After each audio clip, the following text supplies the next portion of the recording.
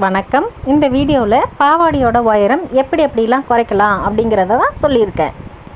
First பாவாடையை உள் side நமக்கு ஃபுல்லாக தெரிகிற மாதிரி வெளியில் பக்கமாக திருப்பிடுங்க. திருப்பினதுக்கு அப்புறமா தையல் இருக்கு இல்லைங்களா, அந்த ஒவ்வொரு தையல் கிட்டேயும் கீழே இருந்து மெஷர் பண்ணுங்கள்.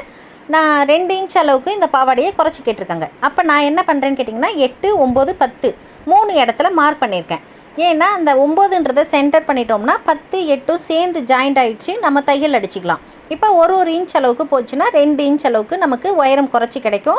அதே மாதிரி ஒவ்வொரு தையல் இருக்க இடமும் பாவாடையில் எங்கெங்கெல்லாம் தையல் இருக்கோ அந்த இடத்துக்கெல்லாம் இதே மாதிரி மார்க் பண்ணிவிட்டு நடு சென்டரில் மார்க் பண்ணியிருக்கோம் இல்லைங்களா, அதை பிடிச்சிக்கிட்டு அதுக்கு அடுத்த தையலில் அதே மாதிரி மார்க் பண்ணியிருக்கோம் இல்லையா 3, அதுலேயும் நடு சென்டரை மார்க் பண்ணியிருக்கிறத சென்டராக கரெக்டாக பிடிச்சிக்கிட்டு நமக்கு முன்னாடி கொஞ்சம் பாவாடையை உதறணும்னா கரெக்டாக அந்த மடிப்பு விழுந்துடும்.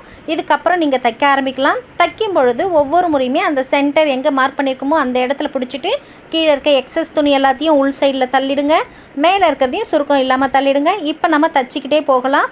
இதே மாதிரி லாஸ்ட் வரைக்கும் நம்ம தையல் எங்கே ஆரம்பிச்சிருக்கோமோ அந்த இடம் வரைக்கும் தச்சிக்கிட்டே போகலாம். இப்போ 2 இன்ச் அளவுக்கு நமக்கு உயரம் குறைஞ்சி கிடைக்கும். இது ரொம்ப ஈஸியான மெத்தடு. நம்ம இதை மார்க் பண்ணாமல் தைச்சோம்னா சுருக்கமாக இருக்கும், முன்ன பின்னன் பெருசு சின்னதுமா அந்த மாதிரிலாம் ஆகிடும். இந்த மாதிரி மார்க் பண்ணி தைச்சோம்னா கரெக்டாக இருக்கும்.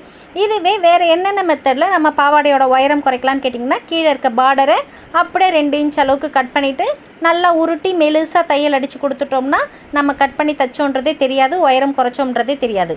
அது இல்லாமல் வேறு எப்படி செய்யலான்னு கேட்டிங்கன்னா, இடுப்பில் நாடா கோத்திருக்க பகுதி இருக்குது இல்லைங்களா, அதிலேருந்து கீழே 1/2 இன்ச் அளவுக்கு மார்க் பண்ணிவிட்டு அதை தனியாக கட் பண்ணி எடுத்துடணும். அப்புறம் கீழே இருக்க பாவாடையில் ஒரு 1-1.5 இன்ச் அளவுக்கு மார்க் பண்ணி சின்ன பீஸாக கட் பண்ணி எடுத்துருங்க இடுப்பு பக்கமாக.